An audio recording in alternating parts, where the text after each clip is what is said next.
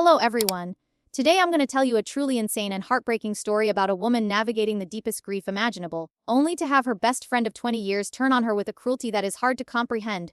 What followed was not just a simple falling out, but a calculated months-long campaign of harassment, insidious lies, and shocking betrayal that threatened to destroy her new life, her new marriage, and her family. It was an incredibly difficult and painful ordeal, and the ending is something no one, least of all her, saw coming. If you appreciate stories of resilience, the power of true chosen family, and the ultimate triumph of quiet truth over loud lies, please like this video and subscribe for more daily content. Let's begin. My closest, most intimate friend of 2 decades, a woman I considered a sister in every way that mattered, told me, with a chilling lack of emotion, that I was not welcome at her baby shower. Her reason? She said my presence would bring down the mood because of my own recent devastating miscarriage. I tried to reassure her, my voice cracking with a pain she refused to acknowledge, that I could still find it in my shattered heart to be happy for her, that her joy didn't negate my sorrow. But she just mumbled a few dismissive, empty words and rushed out the door, leaving me standing alone in the wreckage of our friendship. I didn't say anything more. That was too long, painful years ago. Last month, at around 10 o'clock at night, my doorbell started ringing again and again. A frantic, desperate sound that sent a jolt of fear through me. She was back, leaving desperate, pleading notes on my porch, her once perfect, beautiful handwriting now shaky, chaotic, and completely unrecognizable. To understand the sheer depth of this betrayal, you have to understand the depth of our bond and the immeasurable depth of my loss. When I lost the baby, it happened on a Tuesday. I was at work, standing in the middle of a high-stakes presentation to a new client, when I felt the first terrifying cramp, a sharp, twisting pain that stole my breath and made the words on my slides blur into an incomprehensible jumble. A few minutes later, in the cold, sterile silence of the office bathroom, the blood started a warm, horrifying rush down my legs that I couldn't stop. I broke down completely on the frantic drive to the hospital, my vision blurred by a storm of tears, my entire world collapsing in on itself with each passing mile. It took the nurses 2 long, agonizing, and crushing hours to run the tests and finally confirm it with a quiet, clinical sympathy that offered no comfort at all. Another miscarriage. The weight of that loss was immense, a hollow, aching, and cavernous void that felt like it would swallow me whole. The very first person I called when I left the hospital, my hands trembling so violently that I could barely dial the numbers, was not my husband at the time, not my mother, but my best friend Haley. We had been inseparable since we were kids, our lives so deeply intertwined that I couldn't remember a single major life event where she wasn't right there by my side. Our bond was forged in the 2nd grade when she had wordlessly, kindly shared her fruit snacks with me because I had forgotten my lunch money. And now, 20 years later, she was still the first person I turned to in a crisis, my anchor in the violent, unpredictable. Found out that she was pregnant last June. Her joy was my joy.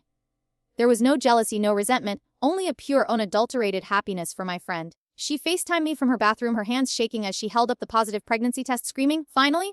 over and over again, her face a beautiful, radiant mask of pure, unadulterated happiness. So, when she sent me the link to her meticulously curated baby shower board on Pinterest, a digital collage filled with dreamy images of sage green, delicate wildflowers, and rustic charm, I immediately knew, without a single shadow of a doubt, that I wanted to plan the entire thing for her. And I did.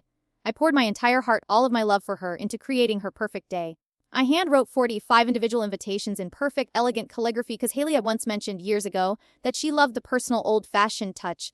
I spent countless hours on the phone, patiently sorting out a dizzying and frankly ridiculous array of food allergies and bizarre dietary restrictions for 32 different guests, including her new mother-in-law's strange, inexplicable, and non-negotiable request for absolutely nothing that starts with the letter P. I even drove 2 hours out of the city to a specialty, high-end fabric store just to find the exact, perfect shade of sage green linen for the tablecloths, the one she had pinned on her board, the one she had said was to die for. But to me, none of it felt like a burden. It was a labor of love. It was all worth it. We were talking more than we had in years, our daily calls filled with breathless excitement and shared laughter. It truly felt like I was getting my best friend back after a period of unfortunate but understandable distance. Then, just 2 short weeks before the shower, my own world fell apart again. I called Haley, my voice a broken, barely audible whisper, to tell her that I had had another miscarriage. The line went completely, utterly, and terrifyingly silent. I waited, my heart pounding in my chest, expecting her to offer words of comfort, to say something kind, to just stay on the phone and breathe with me through the fresh, raw, and unbearable pain. But instead, after a long, cold, and calculating pause, she just muttered, with a chilling detachment, "Dang, that sucks." I could hear the distinct, infuriating, and unmistakable sound of her nails tapping on her phone screen, as if she were texting someone else, as if my devastating news was just a minor interruption in her day. After another agonizing pause, she said, her voice devoid of all emotion, "Look, don't stress about it. I can find someone else to plan the shower." And then she hung up. She didn't ask if I was okay. She didn't offer a single word of genuine sympathy. She just hung up, leaving me in a silence that was louder than any scream. I tried desperately to convince myself that she was just overwhelmed with her own pregnancy hormones, that she simply didn't know what to say. I made excuses for her breathtaking cruelty because the alternative, that my best friend of 20 years was incapable of showing me basic human compassion, was too painful to face. A few days later, there was a knock on my door. It was Haley. She was standing on my porch, holding a large, beautifully arranged gift basket filled with expensive scented candles, a vibrant bouquet of fresh flowers, and a box of artisanal cookies that were still warm from the bakery. For a fleeting, foolish moment, a wave of profound relief washed over me. It was the first time I had felt truly seen, truly acknowledged in my grief since the loss. I pulled her into a tight, grateful hug, so thankful for this gesture of friendship, this sign that she still cared. But she didn't hug me back. She just stood there, her body as stiff and unyielding as a statue, her arms hanging limply uselessly at her sides. Then she gently pushed me away and said, her voice as cold as ice, "Can we talk?" The room went quiet, the air thick with a tension I didn't understand. "This is really hard for me to say," she began, her face a carefully constructed mask of fake, sorrowful sympathy. "But I think it would be for the best if you skipped the baby shower." I stared at her, completely and utterly stunned, unable to process her words. They didn't make any sense. "My mom thinks it's bad luck," she continued, her voice a practiced, gentle whisper, "to have someone at a baby shower who has recently had a miscarriage. I don't really agree with that, of course, but I do think you'd bring the mood down." I tried to argue, to plead with her, to tell her that it wasn't true, that I could still celebrate her, that my private grief wouldn't overshadow her public joy. But she just kept that fake, placating smile on her face, nodding and muttering little sounds of feigned understanding, just waiting for me to stop talking so she could leave. Minutes later, she was out the door pretending she had some urgent, imaginary plans to get to at 10 o'clock on a Tuesday night. The next morning, message that made my entire body go cold with a mixture of shock and rage. It was from Haley. "Hey love. Just wanted to make sure we're on the same page about the baby shower tomorrow. You know how sensitive and emotional you can get sometimes, and I just hate for you to have a full-on breakdown and start crying at my party. It would just be so awkward and uncomfortable for everyone. Anyway, my sister Amy will be by to pick up all the party stuff tomorrow. I'll Venmo you for the decorations after I've had a chance to check all the receipts. Thanks." 3 weeks of my life, of my precious healing time, of carefully and lovingly hand-making hundreds of delicate, intricate paper flowers, $800 of my own hard-earned money spent on decorations, 45 invitations, each one written by hand with love, care, and a deep, abiding friendship. And now she was treating me like I was a party rental store, an invoice to be settled, a transaction to be completed. On the day of the shower, I stayed in bed, napping on and off, adrift in a vast, empty sea of pure, bone-deep exhaustion and profound, soul-crushing sadness. When I finally woke up at 8 o'clock that night and in a moment of weakness looked at my phone, my social media feeds were flooded with brightly colored, joy-filled photos from the party. Everyone was there, smiling and laughing by the chocolate fountain I had ordered, posing in front of the magnificent flower wall I had spent days constructing. They were tagging Haley's sister Amy in their posts, thanking her over and over again for organizing such a beautiful and perfect event. Meanwhile, I was lying in my sweat-soaked bed, feeling completely and utterly empty and invisible. And that's when the full, devastating, and unbearable weight of it all hit me. I hadn't just lost another baby, I had lost my best friend, too. The one person I thought I could count on no matter what.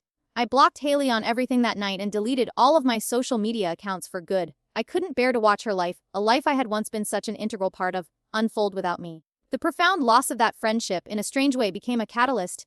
It forced me to look at my life with a brutal honesty and realize that most of the people in my orbit were distant, superficial acquaintances, almost afraid to truly connect. So I started over. I rebuilt my entire life from the ground up, seeking out genuine, meaningful connections. I remarried the true love of my life, a kind, compassionate man named David, and now we have a beautiful, healthy, and miraculous baby of our own, a little girl named Emma. My life was, for the first time, truly and deeply happy. Things were going great. Better than I had ever dare imagine until 6 months ago. Amy, Haley's younger sister, called me completely out of the blue. She was pregnant. I was hesitant, my heart guarded, unsure of her motives for reaching out after 2 years of silence, until she asked me, her voice filled with a sincere and heartfelt emotion, to be her baby's godmother. I was completely and utterly confused. Twisted joke. A new way for Haley to hurt me. "Why aren't you asking, Haley?" I asked, my voice cautious and laced with suspicion. "Because she's my sister," Amy replied, her voice firm and clear as a bell. "And I know exactly what kind of person she is. What she did to you 2 years ago was cruel, selfish, and completely unforgivable. I want my daughter to have a godmother who shows up, who is loyal, who is kind even when, and especially when, life gets hard." The christening was a beautiful, sunlit affair. I helped Amy with every little detail, and unlike Haley, she was deeply, genuinely thankful for all of it. As I stood at the front of the ancient, stone church, holding her precious, sleeping baby, Leo, in my arms, a profound sense of peace and healing washed over me. In the middle of the service, I heard the sharp, angry, and unmistakable sound of high heels clicking rapidly across the marble floor. It was Haley. slipping out a side door, unable to witness the moment, unable to stand not being the center of attention. I didn't realize it then, but Amy's choice, this public affirmation of our new, chosen bond, had hit her hard, and she was not gonna let it go quietly. As I stood in the church parking lot after the beautiful ceremony, still a little shaky from the overwhelming emotion of holding baby Leah, my phone buzzed with a message from an unknown number. It was from Haley, and she was incandescent with rage, demanding to know how Amy could betray her own family like this, how I could steal her sister from her. I looked up from my phone and spotted her car idling with a low, menacing rumble near the exit of the parking lot. I walked over, my heels echoing on the pavement. Through the window, I could see her gripping the steering wheel so hard that her knuckles had turned white. She cracked the window just enough for her voice to slip through, a hiss of pure, unadulterated venom. She accused me of manipulating Amy for the past 2 years, of orchestrating this entire, elaborate scene just to publicly humiliate her. She truly delusionally and pathologically believed that I had planned everything out of spite. I remained preternaturally calm. I told her, my voice even and steady, that I hadn't spoken a single word to Amy until 6 months ago, when Amy had called me completely out of the blue. Just then Amy herself, a vision in her Sunday dress, walked up to the car. She told Haley, her voice firm and unwavering, that this had been her decision, and her decision alone, and that it was based on years of watching how Haley treated the people in her life, especially the people she claimed to love. Haley's face twisted with a rage that was terrifying to witness. Then, she hit below the belt, a low, cruel, and unforgivable blow. She threatened to tell their deeply conservative mother about Amy's deepest, most painful, and most closely guarded secret, that she had terminated more than a decade ago. It was a vicious, calculated act of emotional blackmail designed to inflict the maximum amount of pain and regain control. That's when Jake, Amy's wonderful, steadfast husband, walked up. He had heard everything. He moved to his wife's side, a silent, protective presence, and said, his voice serious, steady, and absolutely final, that Haley was no longer welcome at any of their family gatherings. Haley froze for a second, stunned into a rare silence. Then, before peeling out of the parking lot, she leaned out the window, looked directly at me, her eyes filled with a terrifying, burning hatred, and said, with a chilling, evil smile, I know where you work now. Karma always comes back around. Later, at the reception, a cousin of Amy's, also named David, came over to me, his face pale with concern. He told me that he had found Haley in the coat room during the service, digging frantically through the gift bags. When he had confronted her, she had claimed that she was just looking for the card she had brought. But he had already seen her phone out, taking pictures. She had taken photos of my car in the parking lot, specifically, methodically zooming in on the daycare sticker in the rear window. The sticker that clearly showed my precious daughter Emma's daycare name, and even worse, our unique, confidential pickup authorization number. Within an hour of that confrontation, Haley had already launched her campaign of terror. She began texting our mutual acquaintances, people we had known for 20 years, twisting the story, painting me as an emotional monster who had stolen her sister to fill the emptiness left by my miscarriage. That evening, my own husband, David, was reviewing the footage from our Ring doorbell. I heard his sharp, sudden gasp and hurried over. The footage was from earlier that morning at 60 am, just hours before the christening. Haley's car had driven slowly past our house, and in the clear, undeniable, and utterly chilling footage, we could see her holding up her phone, recording our home. The next day at daycare drop-off, the director asked to speak with me privately. Someone claiming to be my sister had called the school, expressing serious concern about Emma's home environment and asking the staff to watch for any unusual behaviors or signs of neglect. I was horrified, my blood running cold.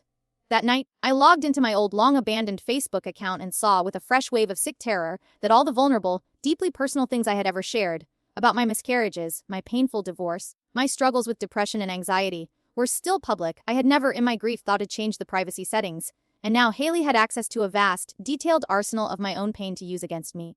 The next day, she showed up at a cafe near my work and sat at the table right next to me, talking loudly with a friend about desperate, pathetic people who prey on grieving families and worm their way in where they're not wanted. The day after that, my boss received a long, anonymous email accusing me of emotional, prone to violent outbursts, and a potential liability to the company's carefully cultivated public image. The day after that, I had a mandatory, unscheduled meeting with the HR director. A woman I had only met twice had a framed sorority picture on her desk, and right in the center of the photo, arms linked and smiling with a familiar, was Haley. The connection was too perfect, too sinister, to be a coincidence. That night, Amy showed me the messages. Haley had escalated to full-blown blackmail, threatening to send old, embarrassing, and potentially career-damaging party photos from Amy's college days to Jake's conservative, high-profile employer if Amy didn't fix the situation, and immediately publicly cut all ties with me. I started mapping out the pattern in my mind. It was sickeningly clear now. Haley was methodically, systematically, and ruthlessly working her way through every single shared contact from our 20-year friendship, carefully and expertly poisoning each and every relationship with a toxic, potent cocktail of rumors, exaggerations, and outright bald-faced lies. She was trying to isolate me, to cut me off from my support system. Then, A surprising and ultimately game-changing call from Sophie, Jake's sister. She told me that years ago, Haley had threatened to report Amy to Child Protective Services over a small, insignificant loan that Amy had refused to give her. That fear had been hanging over Amy's head ever since. The harassment escalated from digital to physical. My neighbor saw Haley's car driving slowly past our house all week, sometimes parking across the street and just sitting there for hours at a time watching. This was no longer just online harassment. It was turning into real-world, terrifying stalking. Haley created a private Facebook group called Concerned Parents of Little Sprouts Daycare and invited nearly every parent from Emma's school using a unauthorized photo of my own daughter as the group's banner image. We found footprints in the flower bed right under Emma's bedroom window. A parent at the local playground saw Haley standing off to the side, behind a tree, taking photos of Emma from different angles over and over again. The police were sympathetic but blunt. Without a direct, explicit threat, there was very little they could do. I felt like I was utterly, terrifyingly alone. But I wasn't. I stayed calm. I stuck to my routines. I didn't react, and slowly other people, good people, started to notice the stark, undeniable contrast between my behavior and hers. While I remained composed, consistent, and rational, Haley was becoming increasingly, publicly erratic, crying in public one moment and aggressively pushing people to take her side the next. A parent named Maria, who had been through a vicious custody battle with an ex-husband who had used similar tactics, recognized the warning signs instantly and refused to join Haley's group. She and a few other parents formed a quiet, protective circle around me. The daycare director? After reviewing the visitor logs and discovering that Haley had lied her way into the building on 3 separate occasions under the guise of a non-existent parent safety committee, immediately and permanently tightened the school's security protocols. Her story, her carefully constructed and deeply manipulative narrative of victimhood, didn't just fall apart, it crumbled in public. More and more people from our shared past began to speak up, connecting the dots. Realizing they had all seen Haley parked in her car outside the daycare at different times, approaching people with the same half-truths, the same manipulative tears, the same desperate, frantic energy. The whispers, once directed at me, were now finally deservedly directed at her. The daycare parent network, once a source of my deepest terror, became my strongest and most vocal line of defense. They saw the truth with their own eyes. Amy's own mother, a woman who had spent years enabling Haley's toxic and destructive behavior, finally saw the unvarnished, ugly truth for herself after witnessing Haley's unhinged, screaming meltdown at the hospital after Amy gave birth to her beautiful, healthy baby girl. That single shocking moment changed everything. Thanksgiving plans were immediately and permanently updated, and Haley, for the very first time in her entire life, was not invited. The decision came from the family matriarch, and it carried more weight than anything Amy or I could have ever said. Then came the turning point that I never ever expected. Haley's own husband, after learning from another parent that she had been coaching their own young son to ask other children at the daycare pointed, invasive questions about Emma's family and home life, finally left her. That was a line that even he, after years of making excuses for her, could not and would not defend. Through all of this, something remarkable, resilient, and beautiful happened. Amy, Jake, my husband David, and I, not by circumstance but by choice, we showed up for each other. We protected each other. We faced the storm together. That I now know with every fiber of my being. A few days later, the family, now a united and determined front, gathered at Amy's mother's house. The goal was clear: to set permanent, unshakable, and legally binding boundaries around Haley's behavior. But halfway through the meeting, Haley showed up, uninvited and already spoiling for a fight. What followed wasn't a conversation, it was a final, devastating confrontation. She played the victim, she denied everything, she lied. But this time, it didn't work. The evidence was presented, calmly and methodically: the videos of her at the daycare, the footage of her filming my home, the screenshots of her lies, the statements from the other women she had terrorized. And that's when her mask, the one she had been wearing for her entire life, finally dropped for the last time. She broke down, not with an apology but with a bitter, resentful, and deeply revealing confession. She admitted that she had always believed that I was the daughter her own mother had truly wanted, the one she could never be. That every good thing in my life felt like a personal failure, a stark, painful reminder of her own perceived inadequacies. In the end, I chose not to press charges. I chose a mutual, legally binding and ironclad no-contact agreement. It wasn't forgiveness, it was a choice for peace. A choice for a future free from her chaos. The agreement was detailed and strict. Any violation, however small, would trigger immediate and severe legal action. Her husband, who was present at the signing, made it crystal clear that this was her last and only chance. Haley had finally, completely, and permanently run out of people to fool. With her influence finally, mercifully, and completely cut off, a piece I hadn't realized I'd lost, slowly, tentatively returning.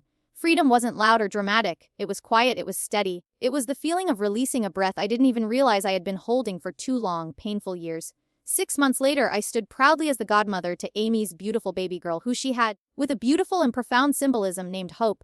The church was filled with people who had shown up for us, not because they had to, but because they had chosen to, our chosen family.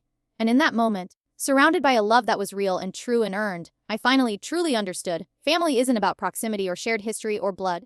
It's about the people who celebrate your joy without needing to control it. The people who stand with you in the storm. The people who, no matter what, show up.